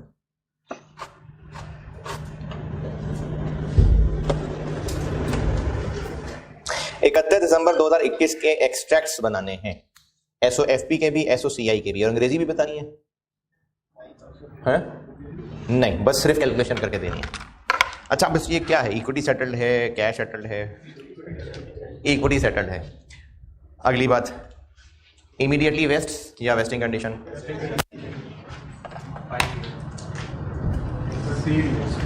हाँ जी 5 इयर्स है कि 3 इयर्स है या 1 साल है? तो वेस्ट इमीडिएटली, हाँ जी 3 साल लेके हर साल 1000 शेयर हर 1000 शेयर के लिए 3 साल है, 1 साल है या 5 साल है? 3 साल है, 1 साल है? समझ नहीं, या 5 साल है? तो 5 साल क्या है? 3 साल है, हर साल के एंड पे 1000 शेयर। वेस्टिंग कंडीशन 3 साल है, 5 साल नहीं है।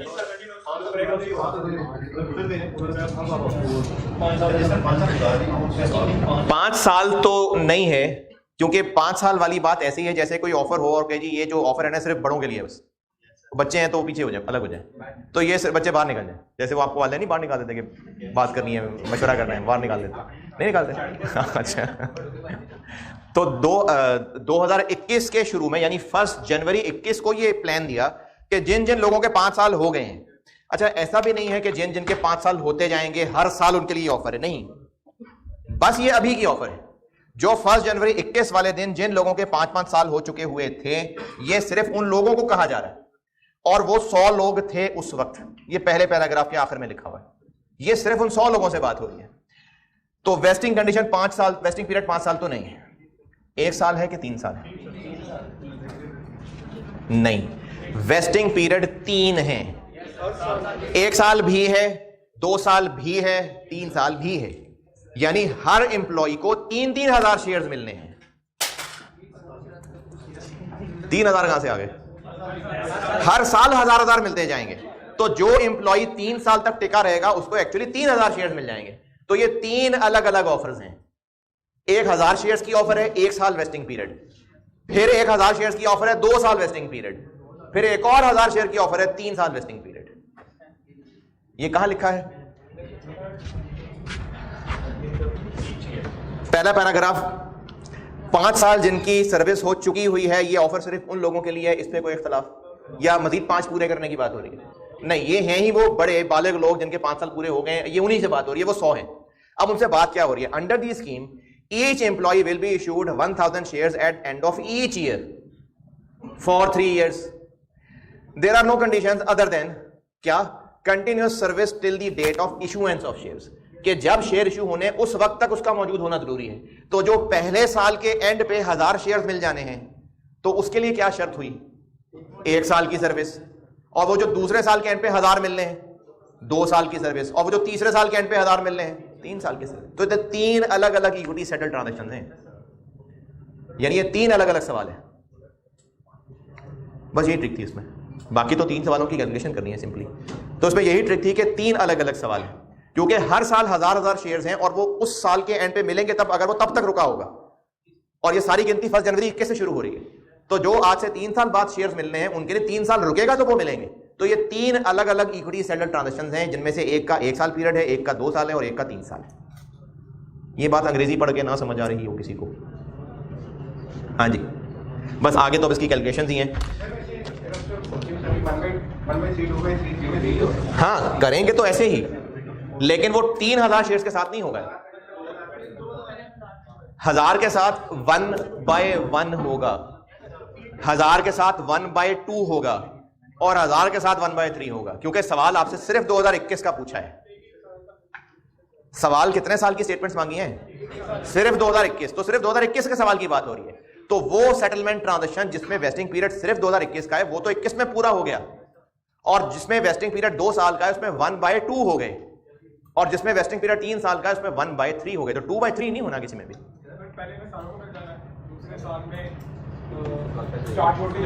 तो हमने इसको 3 अलग अलग सवाल समझ के सॉल्व करना है, तो होंगे सवाल, बड़ा मिक्स कर जाएंगे जी। कौन सी? पहले साल 1000, अगले साल 2000 शेयर। नहीं, अगले साल 2000 कब है? वो कह रहे हैं कि 1000 पहले भी तो मिल रहे हैं, उसके बाद जगह 2021 के एंड पे 1000 मिल गए, 22 के एंड पे 1000 और मिलेंगे, 23 के एंड पे 1000 और मिलेंगे, 2000 कब मिलेंगे?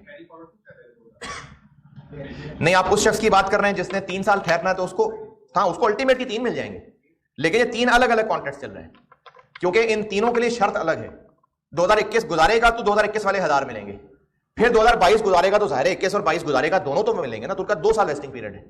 फिर जो 23 में 1000 मिलने उनके लिए 23 तक रुकेगा तो 1000 मिलेंगे ना, तो उनमें 3 साल वेस्टिंग पीरियड है। तो 3 अलग अलग सवाल समझ के सॉल्व करेंगे तो हैंडल होंगे। क्या जी, समझ नहीं आई?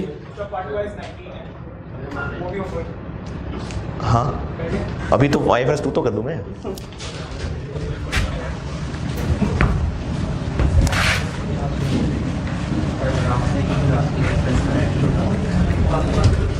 क्या जी?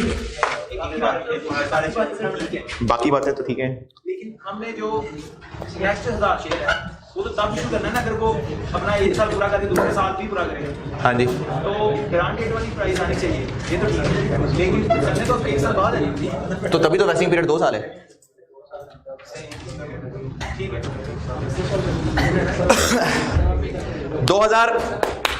2021 के एक्सट्रैक्ट्स पूछे हैं। 2021 में 3 तरह की सेटलमेंट ट्रांजैक्शंस को लेकर चल रहा हूं।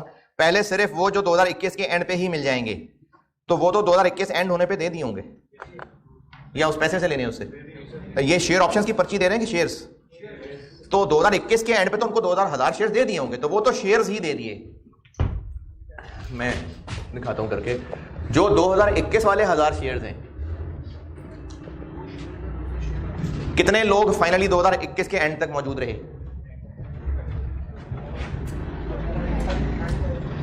95, क्योंकि दूसरे पैराग्राफ में लिखा हुआ है कि शुरू में बेशक उसको लगता था कि 100 के 100 रुकेंगे, लेकिन 5 लोग छोड़ गए, तो 2021 के एंड पे जो 1000 मिलने वाले थे वो 95 लोगों को मिले।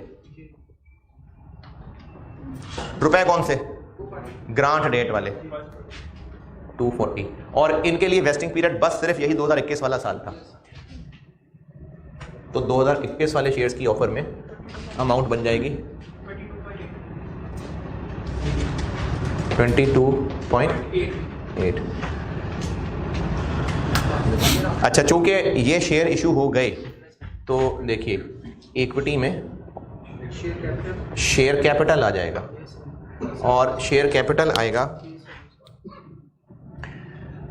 95,000 शेयर्स, और फेस वैल्यू 50 रुपए 4 पॉइंट, और जो डिफरेंस है वो प्रीमियम।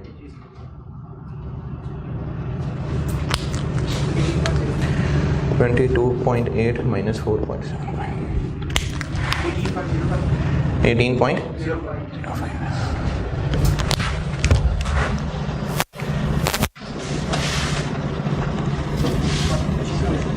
ये नहीं, शेयर ऑप्शंस नहीं है, देने शेयर्स ही हैं। अभी ये मैंने कौन सा लिखे हैं? 2021 वाले शेयर्स हो गए, 2021 वाले 1000 शेयर्स ओके। अब हम 2021 की फाइनेंशियल स्टेटमेंट्स में खड़े हैं, वो 1000 शेयर्स की पर्चियां जिनके शेयर 2022 में मिलने, उनका वेस्टिंग पीरियड 2 साल है, उसमें से एक गुजर गया है। तो जो 2022 वाले शेयर्स की ऑफर है, 22 में कितने लोग मौजूद रहेंगे? 21 में 5 लोग छोड़ गए, और अभी हमें लगता है कि 22 में छोड़ जाएंगे 4, और 23 में छोड़ जाएंगे 3, तो 5 छोड़ गए, 100 में से 4 और छोड़ जाएंगे, और 3 और छोड़ जाएंगे, तो 3 भी तो छोड़ जाएंगे। वो 2023 वाली ऑफर के लिए, हम सिर्फ 2022 वाले 1000 शेयर्स की बात कर रहे हैं, तो 5 छोड़ गए और 4 और छोड़ जाएंगे, यानी 91। ये 2022 वाली ऑफर का अलग सवाल है। रुपए इंटू 1/2, 91 या 1/2, टोटल 100 थे। 2021 में कितने छोड़ गए? 5, 95 रह गए। 2022 एंड होते होते तक 4 और छोड़ जाएंगे। तो ये वाले जो 1000 शेयर्स की ऑफर है, ये इतने लोग जीतेंगे, और इन वाले 1000 शेयर्स का वेस्टिंग पीरियड 2 साल है। अगले साल वाला कौन सा? कौन से एक्सपेक्टेड एम्प्लॉइज लेते हैं हम लोग, जो अल्टीमेटली ये नाम जीत जाएंगे? हाँ ना। तो ये नीले वाले ऑफर के वेस्टिंग पीरियड एंड कब होगा? 2022 के एंड पे। तो 23 के छोड़ने वाले लोगों से क्या ताल्लुक? 1/2 क्यों लिखा है? इस नीली वाली ऑफर का वेस्टिंग पीरियड कितना है? 2 साल। 1 जनवरी 21 को 3 ऑफर्स कर दी गई थी। 1 साल गुजार लो 1000 शेयर्स मिल जाएंगे, 2 साल गुजार लो 1000 और मिल जाएंगे, 3 साल गुजार लो 1000 और मिल जाएंगे। तो वो जो 22 में 1000 और मिलने हैं, उनका वेस्टिंग पीरियड 2 साल है जी। हाँ, 2021 में खड़े हैं जी जी जी जी, बिल्कुल ऐसे ही है। ये जो 21 में लोगों को 1000 शेयर्स मिल गई, ये तो शेयर्स इशू हो गए ना। ओ एक मिनट ठहर जाना यार। हाँ जी,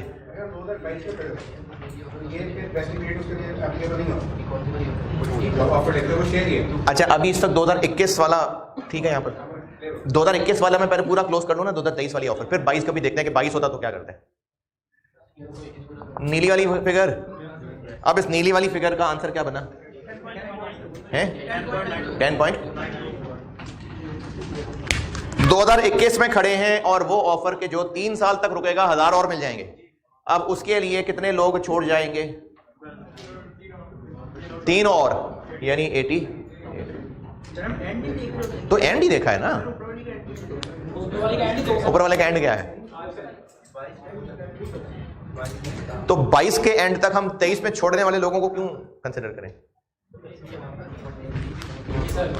1 जनवरी 21 को 100 लोग हैं, 31 दिसंबर 21 तक 5 छोड़ गए, 31 दिसंबर 22 तक आया नहीं है, हमें उम्मीद है कि 4 छोड़ जाएंगे, 31 दिसंबर 23 हमें उम्मीद है कि 3 और छोड़ जाएंगे। तो 21 वाली ऑफर के लिए ये लोग, 22 वाली ऑफर के लिए ये लोग, 23 वाली ऑफर के लिए ये लोग। हाँ भाई मुझसे पूछ लें, है कुछ भी समझ नहीं आ रहा, सेम नॉनसेंस बातें कर रहा हूं मैं। अच्छा जो कहानी मैंने सुनाई है वो समझ आई कि वो भी नहीं समझ आई? वो भी नहीं समझ आई, किसी को भी नहीं समझ आई। हमने अपने एम्प्लॉइज को जो 1 जनवरी 21 पे मौजूद हैं उनको हमने 1000 शेयर्स हर साल देने का वादा किया है। वो जो उनको दूसरे साल के एंड पे शेयर्स देने हैं, वो शर्त है कि वो 3 साल नौकरी करेंगे तो दूसरे साल शेयर मिलेंगे। हर साल के एंड पे 1000 मिलते जाएंगे।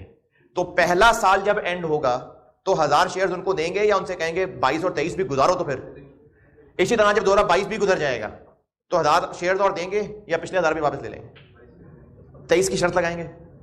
तो ये 3 अलग अलग कॉन्ट्रैक्ट्स हो गए हैं और इन तीनों कॉन्ट्रैक्ट्स के लिए वेस्टिंग पीरियड अलग अलग है। जो शेयर्स 31 दिसंबर 21 पे देने हैं वो उन लोगों को मिलेंगे जिन्होंने 1 साल वहां तक गुजार लिया होगा। अच्छा सारे वादे कब हो गए हैं? 1 जनवरी 21। तो वहीं से गिनते हुए देख रहे हैं कि जो हमने 1 जनवरी 21 को कह दिया कि जो लोग इस दिन मौजूद होंगे उनको 1000 शेयर्स मिल जाएंगे, जो इस दिन मौजूद होंगे उनको फिर 1000 शेयर्स मिल जाएंगे, जो इस दिन मौजूद होंगे उनको फिर 1000 शेयर्स मिल जाएंगे। ये सारे के सारे इनफैक्ट 3 वादे पहले दिन हो गए हैं। अब ये तीनों अलग अलग वादे हैं। तो ये वाला वादा, इसका वेस्टिंग पीरियड 1 साल, इस वादे का वेस्टिंग पीरियड 2 साल, इस वादे का वेस्टिंग पीरियड 3 साल। तो ये 3 अलग अलग वादे हैं, 3 अलग अलग सवाल हैं।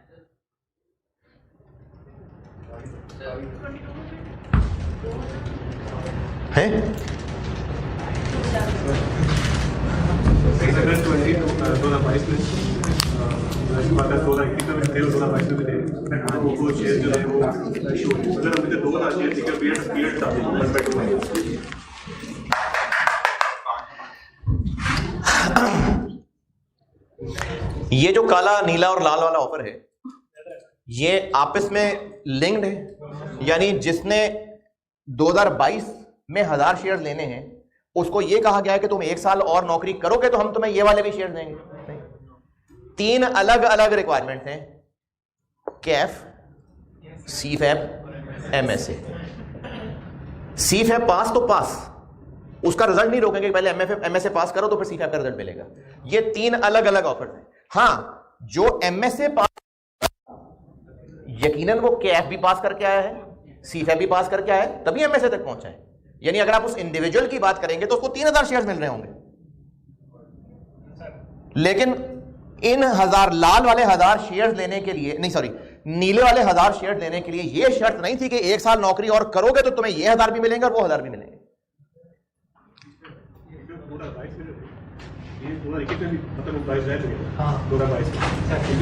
1 जनवरी 21 पे खड़े होके हमने अभी 1 जनवरी 21 पे ही ऐलान किया है। हम 1 जनवरी 21 को ऐलान कर रहे हैं कि जो लोग 31 दिसंबर 21 को मौजूद हुए यानी 1 साल, उनको 1000 शेयर्स मिल जाएंगे। हम 1 जनवरी 21 पे ही ऐलान कर रहे हैं। परेशान हो गए यार। कितनी सी बात आप कर रहे हैं? 1 जनवरी 21 पे ही ऐलान कर रहे हैं कि जो शख्स 31 दिसंबर 22 तक रुकेगा उसको 1000 शेयर और मिलेंगे। बीच में बात बदल गई थी, वरना मैं आधी बात पहले कर चुका था। दोबारा 1 जनवरी 21 को ऐलान किया कि जो लोग 31 दिसंबर 21 तक रुकेंगे उनको 1000 शेयर्स मिल जाएंगे। इस वादे का वेस्टिंग पीरियड 1 साल। ये वो 1 साल पूरा हो गया, इसलिए 1 by 1 भी नहीं लिखा मैंने। 1 जनवरी 21 को ही